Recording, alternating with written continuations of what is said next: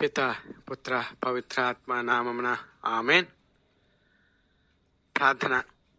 తండ్రి, శక్తి సంపన్నుడా, ప్రేమమయుడా, మానవుల రక్షణార్థమై జన్మించబోతున్నటువంటి మీ కుమారుని జన్మదినములకై ఎదురు చూస్తున్న మాపైకి మీ పవిత్రాత్మ సర్వేశ్వరుని శక్తిని పంపి పాపపు జీవితాల మత్తులో నిద్రపోతున్న మమ్ము మేల్కొలిపి మా పాపాలకు మనస్తాపడుతూ పాప సంకీర్తనముల ద్వారా మీ కరుణ ద్వారా క్షమాపణ పొంది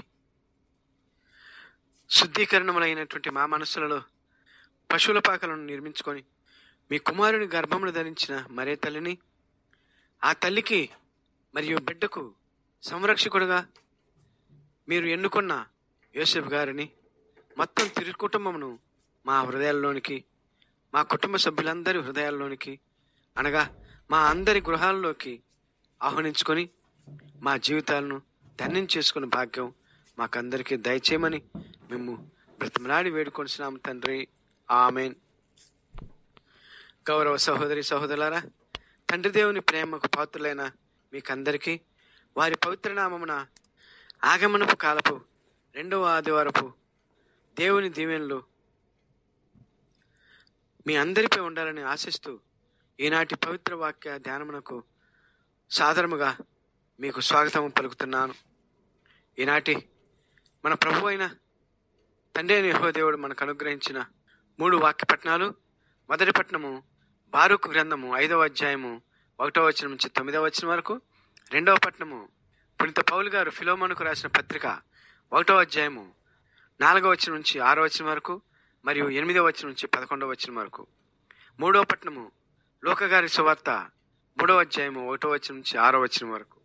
గౌరవనీయులైన దేవుని ద్వారా సహోదరి సహోదరులారా, ఈనాటి మన పవిత్ర దేవుని యొక్క పవిత్ర వాక్యాల ముఖ్యాంశము సిద్ధపాటు. ఇప్పుడు మనం సువార్త పట్టణం వాక్యమును చదువుకొని ఆ వాక్యాలను ధ్యానించుకొని దేవుని చిత్తాన్ని గ్రహించి వారి మహిమాత్మగా జీవించడానికి ప్రయత్నం చేద్దాం. లూకా గారి సువార్త 3వ అధ్యాయము 1వ వచనం నుంచి 6వ వచనం వరకు. అది తిబేరియా చక్రవర్తి పరిపాలన కాలంలో 15వ సంవత్సరము. యూదయ మండలమునకు పొంతు పిలాతు పాలకుడు, గలిలయకు హేరోదు, ఇతూరియా త్రకోనీతను ప్రాంతములకు అతని సోదరుడు ఫిలిప్పు, అబిలేనేకు లెసాన్యా అధిపతులు, అన్నా కైఫా ప్రధాన అర్చకులు. అప్పుడు ఎడారిలో ఉన్న జకరియా కుమారుడగు యోహానుకు దేవుని వాక్కు వినిపించెను. అతడు యోర్దాను నది పరిసర ప్రాంతమందంతటా సంచరించుచు పాపక్షమాపణ పొందుటకై పరివర్తనము చెంది బాప్తిస్మం పొందవలనని ప్రకటించుచుండెను. యెషయా ప్రవక్త గ్రంథమందు ఇట్లు వ్రాయబడెను: ప్రభు మార్గము సిద్ధమనొచ్చుడు, ఆయన త్రోవను తీర్చిదిద్దుడు అని ఎడారిలో ఒక వ్యక్తి కేకలిడుచుండెను. ప్రతి లోయ పోర్చబడును, పర్వతములు కొండలు సమము చేయబడును, వక్ర మార్గములు సక్రమము చేయబడును, కరుకు మార్గములు నునుపు చేయబడును. సకల మానవులు దేవుని రక్షణమును గాంచుదురు. ఇది క్రీస్తు సువిశేషము. క్రీస్తు మీకు స్తుతి కలుగును గాక. ఆమెన్. గౌరవ సహోదరి సహోదరులారా, ఈనాటి సువిశేష వాక్యములు ఈ భూగోళంపై నివసిస్తున్న మానవాళిని ఈ ఆగమనపు ఆదివారపు సువిశేషము 2 తరగతులుగా విభజిస్తున్నది. ఆ 2 తరగతుల్లో మొదటి వారు రక్షణ సువార్త బోధించేవారు, రెండవ వారు రక్షణ సువార్తను వినువారు లేక ఆలకించువారు, లేక దేవునిచే ప్రజలకు బోధించుటకు ఎన్నుకొనబడిన వారు. రెండవ వారు దేవుని కృపా కనికరాల కొరకు ఎదురు చూస్తూ బోధకులు చేస్తున్న బోధనను శ్రద్ధగా ఆలకించువారు. ఈనాటి సువిశేషం ప్రకారం మొదటి వారు బాప్తిస్త యోహాను గారి యొక్క స్థానంలో ఉంటే, రెండవ వారు సామాన్య క్రైస్తవుల స్థానంలోను సామాన్య ప్రజల యొక్క స్థానంలోను ఉన్నవారు.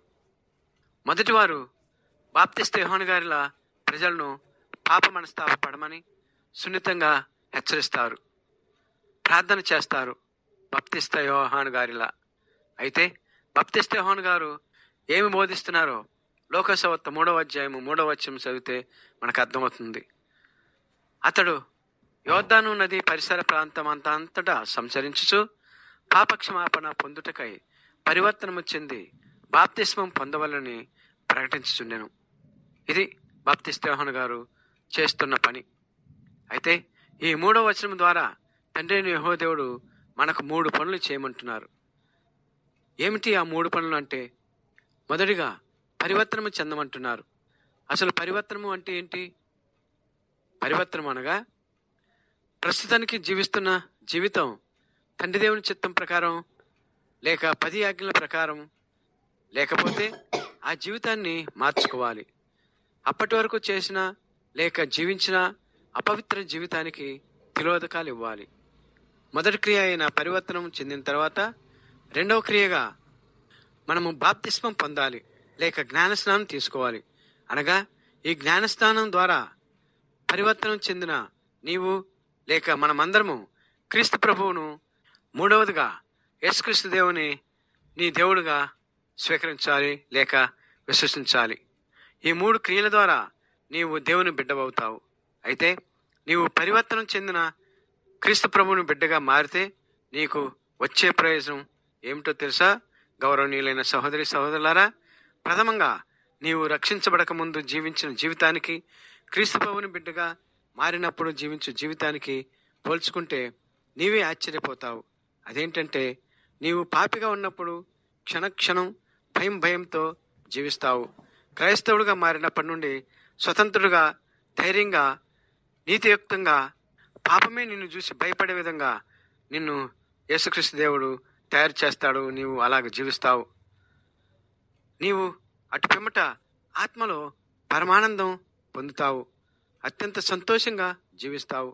అంతేకాదు సహోదరి సహోదరుడా, క్రీస్తు ప్రభువుని విశ్వాసిగా ఆయన బిడ్డగా జీవించే వారికి ఎన్నో మేలులు జరుగుతాయి.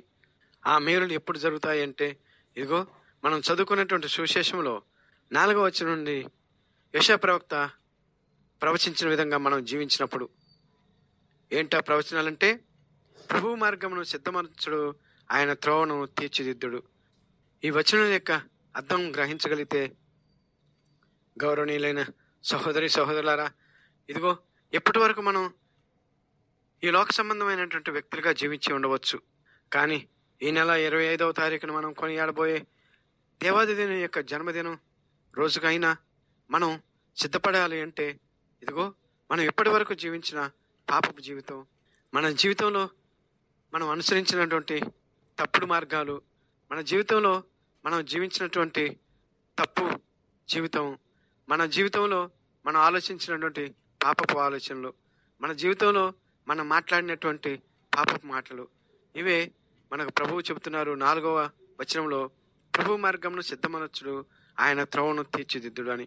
అనగా ఆయన త్రోవను తీర్చిదిద్దుడు అంటే మన యొక్క జీవితంలో ఉన్నటువంటి ఎప్పటి వరకు మనం అనుకున్నటువంటి మన పాపపు క్రియలన్నింటినీ తీసివేసి మన యొక్క జీవితాన్ని చదును చేసుకోవాలి. మన యొక్క హృదయాన్ని తేలికగా చేసుకోవాలి. మన యొక్క వ్యక్తిగత జీవితంలో ఉన్నటువంటి లోటుపాటులన్నింటినీ సరిదిద్దుకోవాలి. అది ఆయన త్రోవను తీర్చిదిద్దుడు అని 4వ వచనంలో చెప్పిన దానికి అర్థం. అనగా మన ప్రభువైన దేవుడు ప్రతి వ్యక్తి హృదయంలోనికి లేక వారి జీవితంలోనికి రావాలి అంటే, ఆ వ్యక్తి యొక్క జీవితంలో ఉన్నటువంటి పాపపు క్రియలన్నింటినీ మానివేయాలి. అప్పుడే మన హృదయాలు పరిశుద్ధపరచబడతాయి. పరిశుద్ధమైనటువంటి హృదయాల్లోనికి పరిశుద్ధుడైన దేవుడు, యేసుక్రీస్తు దేవుడు వేంచేసి రావటానికి అవకాశం ఉంటుంది. గౌరవనీయులైన సహోదరి సహోదరులారా, దీనికి మీకు ఈ సందర్భంలో జరిగిన సంఘటన ఒకటి చెప్పాలనుకుంటున్నాను. దయచేసి శ్రద్ధగా ఆలకించమని కోరుతున్నాను.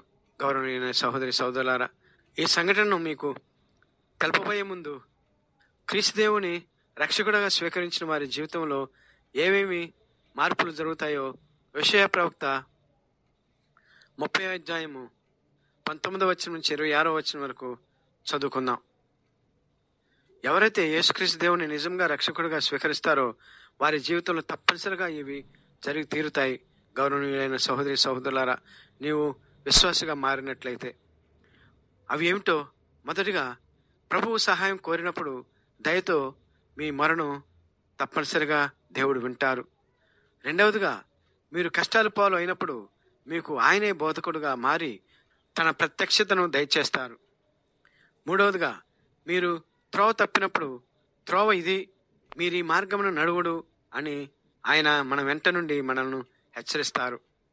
నాలుగవదిగా, మీరు పాత జీవితంలో కొలిసిన విగ్రహములను చూసినప్పుడు మీకు వారిని ఏసరించుకుంటారు, ఇక వాటిని జోలికి వెళ్ళరు.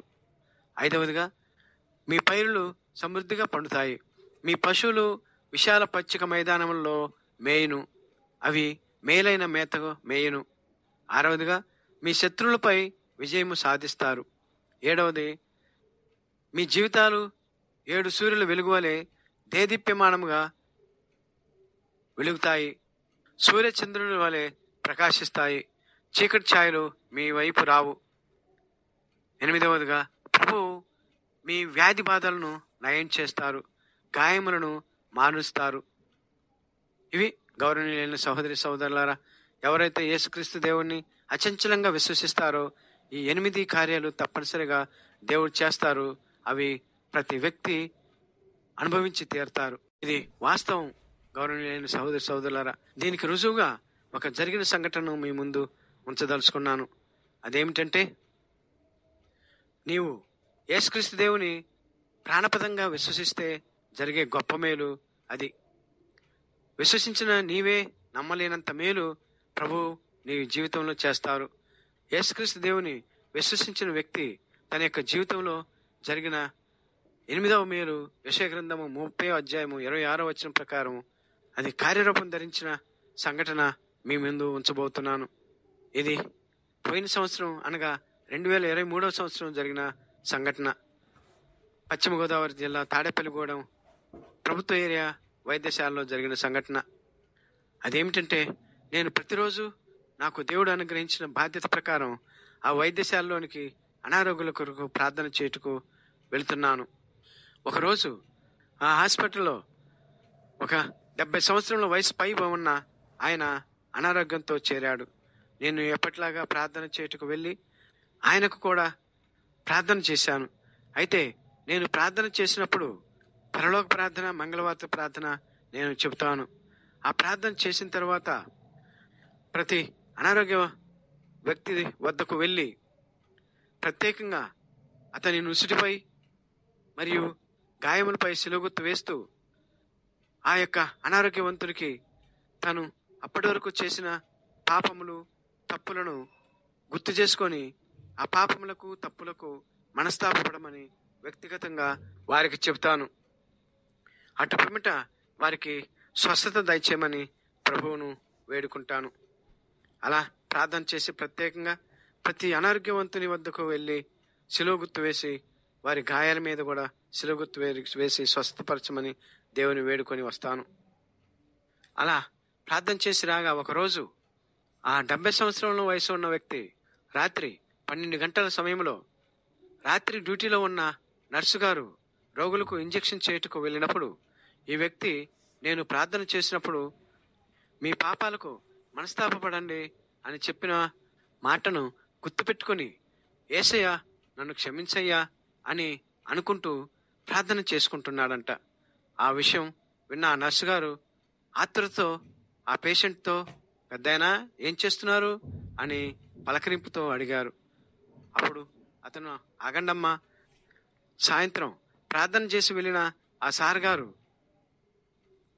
ఇదిగో ఇప్పుడు తెల్లని బట్టలతో వచ్చి నన్ను తాగుతున్నారు, నన్ను క్షమించమని ప్రార్థించుకుంటున్నాను అని ఆ నర్సు గారికి చెప్పాడంట ఆ విశ్వాసి.